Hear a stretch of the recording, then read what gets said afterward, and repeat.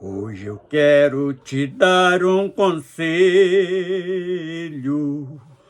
medita como está vivendo com esta curta vida terrena. Qual o plano para o futuro? Se pensa na vida eterna, ou se termina tudo na sepultura. Você pode ser adotado e viver sendo filho do rei. Deixa de ser criatura, viver eternamente em nosso meio, no lugar que foi preparado. É lá no paraíso, eu sei. Jesus ainda está convidando, antes do tempo acabar. Ele manda te dizer que ainda tem lugar. Os sinais estão se cumprindo. É Ele mesmo quem vem nos buscar.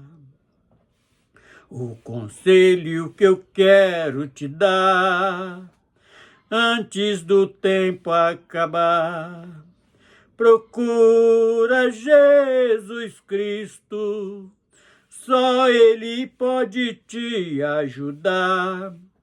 Ele ensina o caminho e como pode chegar. O conselho que eu quero te dar, antes do tempo acabar, procura Jesus Cristo, só Ele pode te ajudar. Ele ensina o caminho e como pode chegar. Senhor Deus, nós glorificamos o Teu nome pela visitação do Teu Santo Espírito, nos dando, Senhor, condição de falar da Tua palavra, até para ajudar muitos e ajudar nós mesmos. Isto é motivo que temos para honrar, para glorificar o Teu nome, pela estada do Teu Santo Espírito vivendo em nós. Isto é algo de maravilhoso, que dinheiro no mundo nenhum pagaria. Tanta bonança, tanto amor que Tu tens dispensado para nossas vidas. E agora, Senhor, nós vamos ler a Tua palavra e aplica nas nossas vidas e na vida de todos aqueles que necessitam de um esclarecimento acerca do Teu reino. No nome do Senhor Jesus. Amém. Vamos estar abrindo Apocalipse 3, versículo 14 até o versículo 22. Vamos estar fazendo a leitura de hoje e logo em seguida meditando no que está separado para nós ao longo desta leitura. E ao anjo da igreja que está em Laodiceia, escreve isto, diz o Amém, a testemunha fiel e verdadeira, o princípio da criação de Deus. Eu sei as tuas obras, que nem és frio nem quente, oxalá fora frio ou quente. Assim porque és morno, e não és frio nem quente, vomitar-te-ei da minha boca. Como dizes, rico sou, e estou enriquecido, e de nada tenho falta, e não sabes que és um desgraçado, miserável, pobre, cego e nu. Aconselho-te que de mim compres ouro provado no fogo, para que te enriqueças, e vestidos brancos, para que vista e não apareça a vergonha da tua nudez, e que unja os teus olhos com colírio, para que vejas. Eu repreendo e castigo a todos quanto amo. Sê, pois, zeloso e arrepende-te. Eis que estou à porta e bato. Se alguém ouvir a minha voz e abrir a porta, entrarei em sua casa, e com ele cearei, e ele comigo. Ao que vencer, lhe concederei que se assente comigo no meu trono, assim como eu venci e me assentei com o meu Pai no seu trono. Quem tem ouvido, ouça o que o Espírito diz às igrejas. Bendito seja o nome do Senhor. Então nós vamos entrar a partir daqui. E esse texto desta última carta, a última igreja da Ásia, que Jesus manda João avisar estas coisas, interessante que quando nós meditamos na postura, no retrato desta igreja Laodiceia, nós vemos as igrejas de hoje. Aquilo que ganha título de igreja. Eu, meditando nesta madrugada, eu tive imaginando sobre este assunto de igreja nesse tempo do fim, e me chegou a seguinte conclusão: todos estão aplicando, achando que é solução para o homem viver nesses últimos dias religiosamente. Mas o que me veio na mente? A única diferença que tem uma da outra é a agulha mais fina, mas o conteúdo que está na seringa é o mesmo veneno que vai condenar a todos. Quando nós vemos o retrato da igreja de Laodiceia, nós começamos a observar as práticas hoje religiosas de muitas lideranças, sempre convidando para a mesma coisa, convidando: venha, aceite Jesus e venha ser feliz, e não viver na miséria que estão vivendo mais. Então, o que é que nós podemos adquirir disto? O próprio Senhor disse que era para ouvir tudo, observar e reter apenas o que é bom. E o que é bom dessas coisas que estão acontecendo espiritualmente? Teve uma certa feita que nós, fazendo uma reunião com varões e falando de vários ministérios que tinham passado por nós, e eu pude naquela palestra falar o seguinte: olha, todos eles que passaram por aqui, nós tivemos proveito. Primeiro que eu conheci aqui foi um cidadão muito amável. Ele abraçava a igreja com o maior zelo que podíamos ver, né, dispensado na figura de um homem. E aquele foi embora, mas nos deixou o exemplo de amor. Aí vem outro, também com grande preocupação de ensinar a palavra para a igreja. Ele era até um pouco duro na palavra, mas não mostrava que ele era também sem amor. Ele tinha preocupação com a igreja se fundamentar na palavra. Aí aquele saiu e nos deixou o seguinte legado: sinceridade no ensino da palavra. Aí veio o terceiro, também muito amoroso, abraçava, é aquele que se colocava dentro da igreja no mesmo nível da gente que estava ali apenas como discípulos.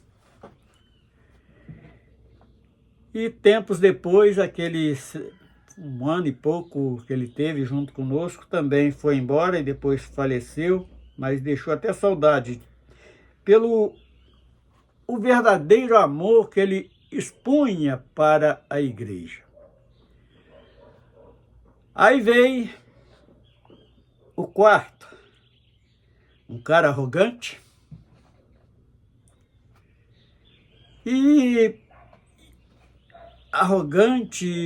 achando que era dono de todos, gostava de humilhar os outros, só falava na empresa que trabalhava.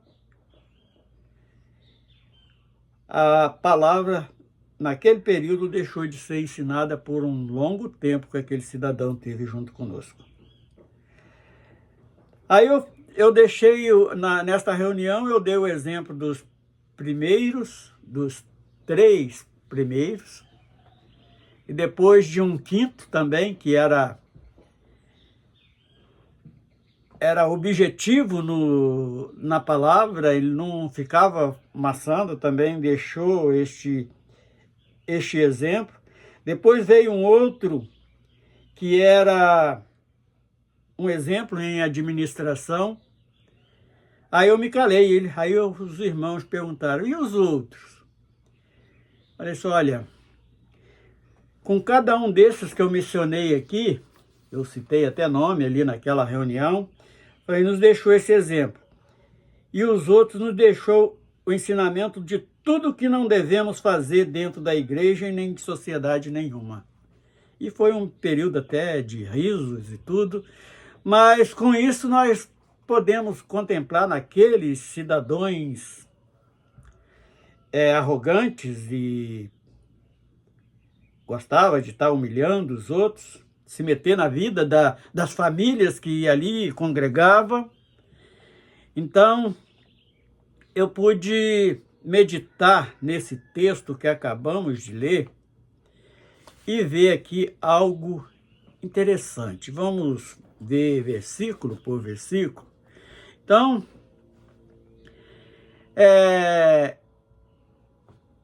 aqueles que, por exemplo, vamos estar meditando um pouco mais na palavra, a diferença das denominações que nós falamos, até coloquei ali algo que eu tive meditando na madrugada. A diferença que tem é a grossura da agulha, mas o veneno que está dentro da ampola é o mesmo. Então, Apocalipse 3, de 14 a 22, então diz o primeiro versículo que nós lemos, no versículo 14, o que tem? O anjo. Quem é o anjo? É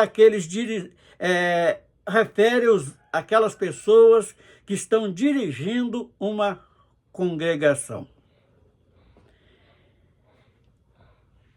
Fala de dirigente. Então, eles ganham esse privilégio de ganhar a comparação do anjo, o anjo é tipo daquele trabalhador que cuida, que zela. E que fala exatamente do tempo do fim, esses dirigentes que estão dirigindo as congregações no tempo do fim, que diz, inclusive, ao anjo da igreja que está em Laodiceia, escreve isto, diz o amém. Então, o amém é tempo do fim. Anjo é tipo do dirigente e o amém é tipo do tempo do fim. E a testemunha fiel e verdadeira. Qual é essa testemunha fiel e verdadeira? Fala do próprio Senhor Jesus, que é cabeça da igreja, assim como nós conhecemos, apesar desses supostos anjos, desses dirigentes, estão querendo tomar o lugar de Jesus e negam a tua palavra, enfiando no meio dos ensinos heresias, falta de amor e tantas outras coisas, sendo que Jesus foi o exemplo de amor. Agora vem o versículo 15, que fala o seguinte: eis que as tuas obras,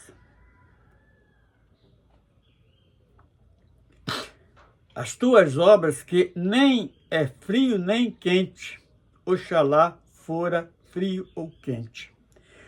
O que quer dizer fosse frio ou quente? Tomar uma posição, não ficar em cima do muro, conforme conseguimos enxergar vários indivíduos. Eles não tomam uma postura, ou é ou não é, e simplesmente não sei se estão sabendo ou se não estão conscientes que estão preparando a cadeira para o anticristo assumir. E nós vemos que é em breve. Então eu sei as tuas obras, que não é fria nem quente. Oxalá fosse frio ou quente. Então fala exatamente de ter uma definição. Então fala que estão devendo, está em falta, porque está devendo a sinceridade, a honestidade, levar um povo a se santificar para o grande evento que vai acontecer, que é o arrebatamento, e não estão fazendo isto. E quando começam a enfiar heresia no meio da igreja, aí nós podemos lembrar de um texto que o próprio Senhor Jesus falou que um cego, quando guia outro cego, ambos ou bate a cara no barranco ou cai no buraco. Então, ele não vai estar enxergando nada, e nem o que está sendo guiado, e nem o que está guiando. Aí vamos... Quer dizer, não são dedicados. Eles são desobedientes. E o falar de não beber a água morna dá vômito. Versículo 16 diz assim: assim porque és morno, e não és frio nem quente, vomitar-te-ei da minha boca. Então nós vemos água morna, ela causa náusea, ela causa vômito. Traduzindo nas nossas palavras, o Senhor Jesus não está gostando do que está vendo. E além de tudo, no versículo 17, eles se declaram ricos, rico, que de nada tem falta. Fala de um orgulho. O rico fala daquela pessoa orgulhosa, e é o jeito que os líderes religiosos hoje estão conduzindo o povo a buscar coisas terrenas. E isso aí nós lembramos das primeiras ofertas que foi feita lá no início, por Abel e por Caim. Então aquela oferta de Caim, essas coisas terrenas, ali que ele colheu foi do fruto da terra. E eles, quando mandam que o povo vai para a igreja para buscar riqueza, estão mostrando uma riqueza passageira, uma riqueza que não vai permanecer, porque lá no céu não vai entrar nada terreno. Inclusive, as nossas vidas, quando formos arrebatados, os nossos corpos vão ser transformados em corpo ressurreto. Aí fala também da vaidade, assim porque morno não e nem frio, és frio, nem morno, nem quente, vomitar-te-ei da minha boca. Então, aí vem o versículo 17 trazendo algo interessante, porque debatendo toda aquela postura que a igreja de Laodiceia tomou, que era rico, de nada tinha falta, e tantas coisas que mostram exatamente as coisas terrenas. Aí o Senhor, no versículo 17, ele diz o seguinte: como dizeis, rico sou, estou enriquecido, e de nada tenho falta, e não sabes que és um desgraçado, miserável, pobre, cego e nu. Então vamos entender um pouquinho destas posturas que tomou a igreja de Laodiceia, qual é o pensamento e como Deus está vendo isto. Versículo 17. Rico é igual a orgulhoso. Vaidade. Orgulhoso. Arrogante. Fala com certa arrogância e assim por diante. Desgraçado.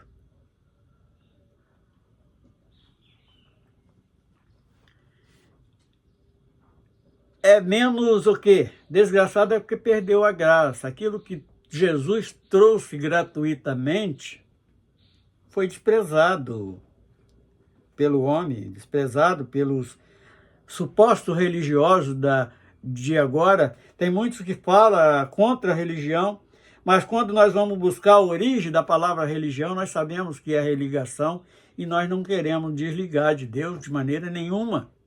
Aquilo que foi desligado em Adão é religado em Cristo, e hoje nós somos adotados por eles para nos religar ao Criador novamente. Então, o desgraçado, ele fala disso, de perder este presente que o Senhor traz para nossas vidas. É menos graça. O desgraçado fala débito de graça que esse indivíduo vai ter. Miserável. Apesar de dizer que é rico, mas não abre a mão para ajudar um pobre, não dá um pão a um pobre que está pedindo pão na sua porta. Então, ele é aquele mais miserável dos miseráveis. E esse miserável também nós podemos colocar ele igual falta de amor. Pobre. Desprovidos das riquezas divinas. Então, não é aquele pobre que está lá nas bem-aventuranças, é um pobre mesmo que não tem nada da bênção de Deus. É desprovido das riquezas divinas. E quais são essas riquezas? Nós sabemos muito bem. Um lugar maravilhoso para nós morarmos em paz eternamente, a vida eterna que nós tínhamos perdido por causa do pecado e tantas outras coisas. Cego é aquele indivíduo que está lá, está com a Bíblia na mão, mas não está conseguindo enxergar o que está à sua volta. Quer dizer, está sendo entornado um monte de heresia, o indivíduo está ali subtraindo a verdade das Escrituras Sagradas e ele com a Bíblia na mão não está conseguindo enxergar isto. Então, esse indivíduo, esse pobre aqui pode ser classificado o cego, sem visão espiritual. Enquanto lá há poucos dias nós trouxemos aqui acerca dos dons espirituais, o 7º dom lá em 1 Coríntios 7, capítulo 7 de 1 Coríntios, ali tem o discernimento de espírito. Então é um dom que nós necessitamos estar sempre suplicando a Deus, porque alguém pode estar entregando uma revelação que não é a revelação da parte do Senhor, de muito melhor que possa ser essas revelações que estão entregando, são carnais. Não vamos dizer nem que são do adversário, mas nós temos a obrigação de estar enxergando este tipo de coisa dentro das denominações. E ainda firmado aqui neste cego, o indivíduo está caminhando para a perdição eterna e não está conseguindo enxergar.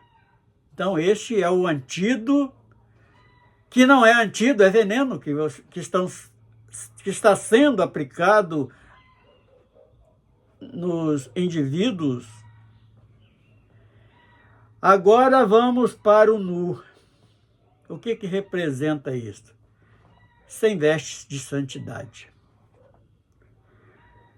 Isto aí nós vamos ver algo interessante.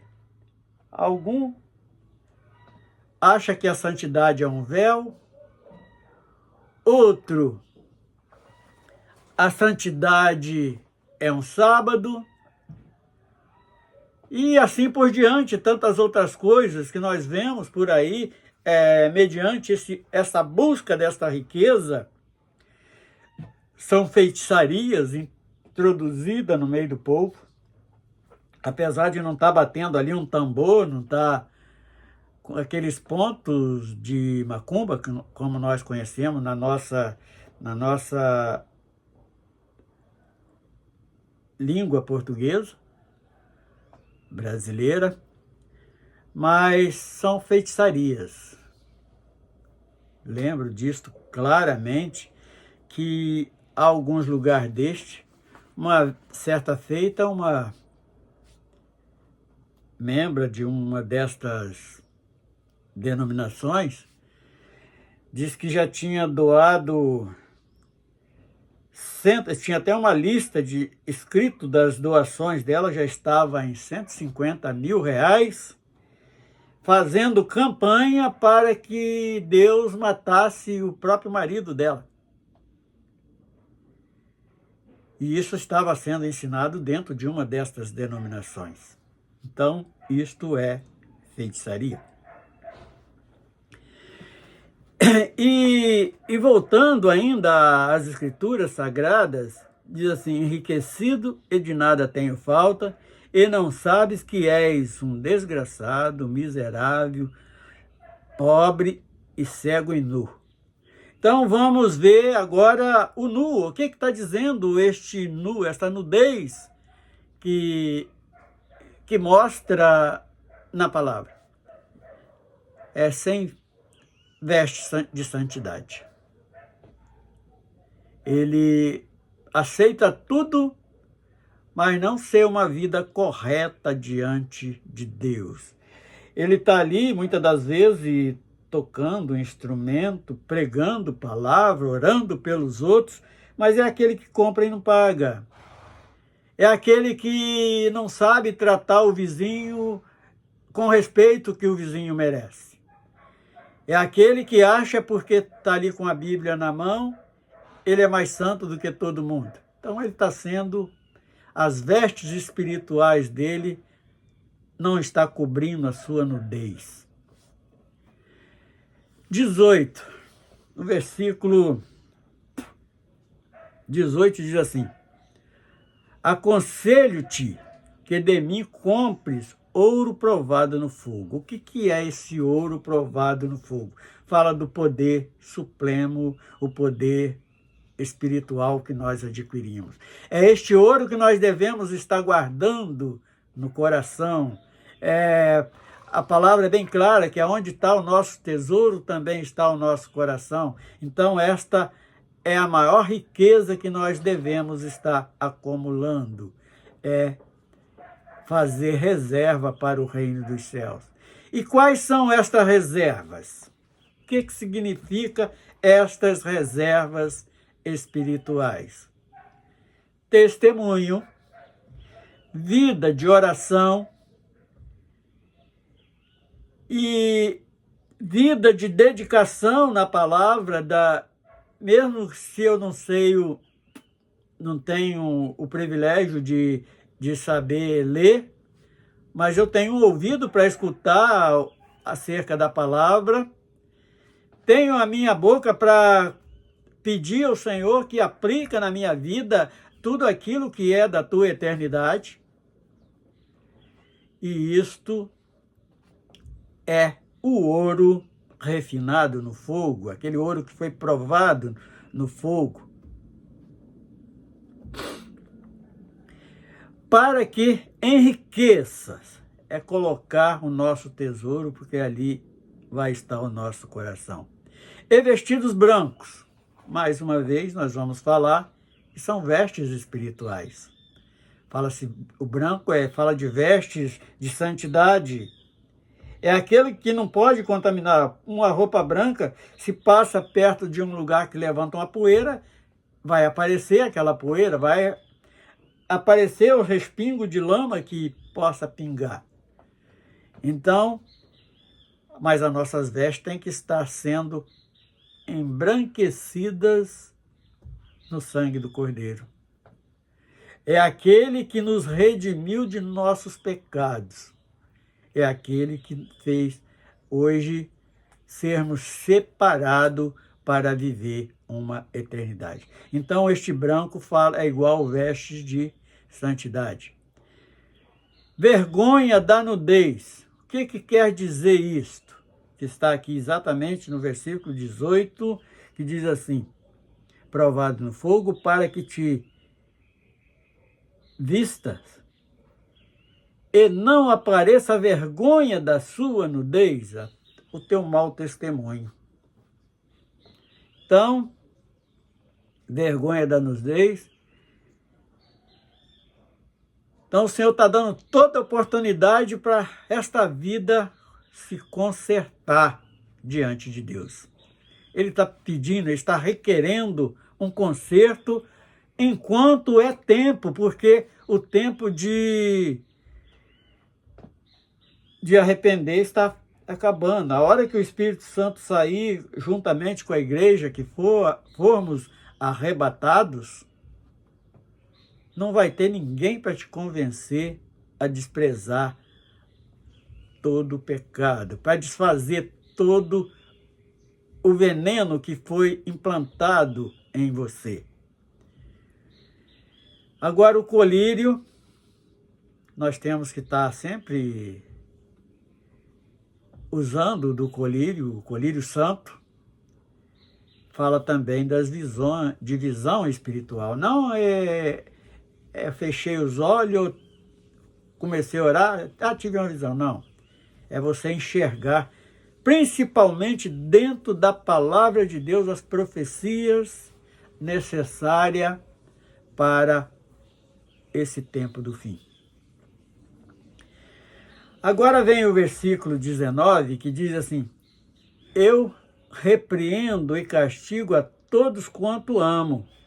Sê zeloso e arrepende-te. Mais uma vez, o Senhor alertando para o arrependimento. Zeloso é o conselho de Deus, é o conselho que o Espírito Santo está trazendo a todos nós. Então, isto é algo que nós precisamos estar a cada dia elevando. Por que temos que elevar? Porque nós precisamos ganhar a estatura de um varão perfeito. Então, este zelo fala disso, de um capricho das nossas vidas, um capricho espiritual. Não para estar desprezando ninguém ou desfazendo de ninguém, mas olhando para dentro de nós e julgando a nós mesmos. Porque eu não posso julgar o meu vizinho, não posso julgar nem a minha esposa, nem meu filho, mas eu posso julgar a mim mesmo. Porque o julgamento só cabe a um, aquele juiz dos juízes. Mas a palavra me dá certeza que eu posso julgar a mim mesmo. E o versículo 20 ainda traz algo de maravilhoso para nós, que diz assim: eis que estou à porta e bato. Se alguém ouvir a minha voz e abrir a porta, entrarei em sua casa e com ele cearei, e ele comigo. Então fala daquela comunhão íntima do homem com Deus, batendo a porta. Porque Jesus não é invasor, ele não entra pela chaminé, ele não entra pela janela, ele não pula o muro, ele bate na porta, respeitando se você quer ou não quer. Então, isto é algo que nós precisamos estar guardando lá dentro de nós. Poxa, ele não é invasivo. E, portanto, a própria palavra diz que não é por força nem por violência. E o Espírito Santo está aí batendo na porta de cada um, tentando convencer para abandonar a prática do pecado, para abandonar, deixar de estar tomando esses venenos, deixar de aplicar esses venenos nas suas veias, no seu corpo, para que não morras eternamente. 21. Aí também fala de Jesus. 21. E ao que vencer, lhe concederei que se assente comigo no meu trono, assim como eu venci e me assentei com o meu Pai no seu trono. Então, sempre nós falamos que a igreja ela vai reinar com Cristo naquele grande dia. E este versículo ele dá esta certeza que para se entrar no trono é só aqueles que vão participar de um reinado. E nós vamos ser participantes deste, junto com Cristo, reinar com Ele, principalmente no milênio que vai vir. E o último versículo, que é o 22, diz assim: quem tem ouvido, ouça o que o Espírito diz às igrejas. Então, o Espírito Santo, ainda que quer habitar em você, assim como quer habitar em mim. E isto é algo de maravilhoso que nós não podemos desprezar de maneira nenhuma. E para encerrarmos esta conversa, este assunto tão maravilhoso, nós vamos repetir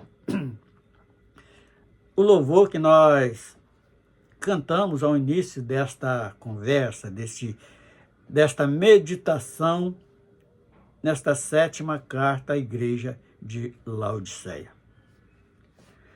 Hoje eu quero lhe dar um conselho, meditar como está vivendo, com esta curta vida terrena. Qual o plano para o futuro? Se pensa na vida eterna, ou se termina na sepultura. Você pode ser adotado e viver sendo filho do rei. Deixa de ser criatura, viver eternamente em nosso meio, no lugar que foi preparado, é lá no paraíso, eu sei. Jesus ainda está convidando antes do tempo acabar. Ele manda te dizer que ainda tem lugar. Os sinais estão se cumprindo. É Ele mesmo quem vem nos buscar. O conselho que eu quero te dar, antes do tempo acabar, procura Jesus Cristo, só Ele pode te ajudar. Ele ensina o caminho e como pode chegar. O conselho que eu quero te dar, antes do tempo acabar, procura Jesus Cristo, só Ele pode te ajudar. Ele ensina o caminho e como pode chegar.